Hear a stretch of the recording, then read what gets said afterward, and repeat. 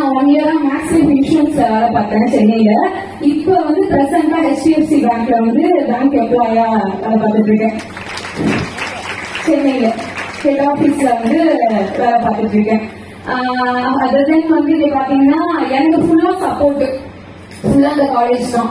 ஏன்னா வந்து இங்க நான் வந்து வரும்போதே பிளேஸ்மெண்ட் ட்ரைனிங் அப்பதான் ஸ்டார்டிங் இருந்தது. சோ அப்ப அங்க செலக்ட் ஆகி அதுக்கப்புறம் அதுல கொடுத்த ட்ரைனிங் இது எல்லாமே தான் வந்து நான் சென்னைக்கு போய் அங்க ஒரு கிட்டத்தட்ட 1 இயர் ஆயிடுச்சு.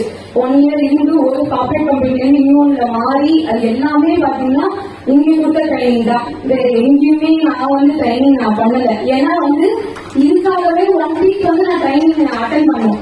ஆனா அந்த ட்ரைனிங் எனக்கு ரொம்ப பிரோஜனமா இருந்தது.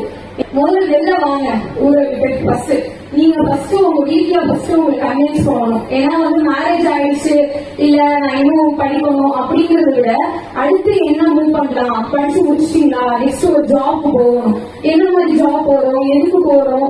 சில பேர் மோட்டார் கம்பெனில வேலை பாக்குறீங்க, நல்ல வேலை தான். ஆனா வந்து சில ஃபீல்டு ஒர்க்கா பாக்குறீங்க, அது எதுவுமே சூஸ் பண்ணாம நல்ல ஒரு பேங்க்ல எப்படி உள்ள போகணும், ஒரு சின்ன அசஸ்மெண்ட் டெஸ்ட் தான் இருக்கும், அதை முடிச்சுட்டு உள்ள எப்படி போகலாம் அப்படிங்கிற மாதிரி ஃபீல் பண்ணுங்க. முதல்ல நீங்க ஒரு இடத்த விட்டு ஃபர்ஸ்ட் வெளில வாங்க.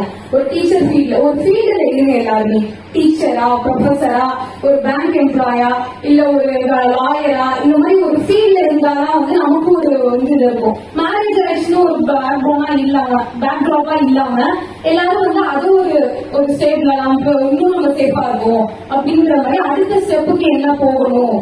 இப்போ உங்களுக்கு எல்லாமே வந்து பாத்தீங்கன்னா உங்களுக்கு யாருமே இப்ப கேட்க போறதுல மேரேஜ் ஆயிடுச்சுன்னா அப்பா சொல்லுவாங்க, அம்மா சொல்லுவாங்க, இப்ப நீங்க தான்.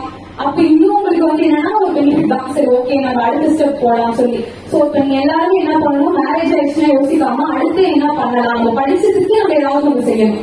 ஒண்ணு நம்ம ஃபேமிலிக்கு போகணும், இல்ல போற ஃபேமிலி ஏதாவது பண்ணணும். ரெண்டுல ஏதாவது ஒன்று பண்ணிட்டு தான் வந்து நீங்க போற மாதிரி இருக்கணும்.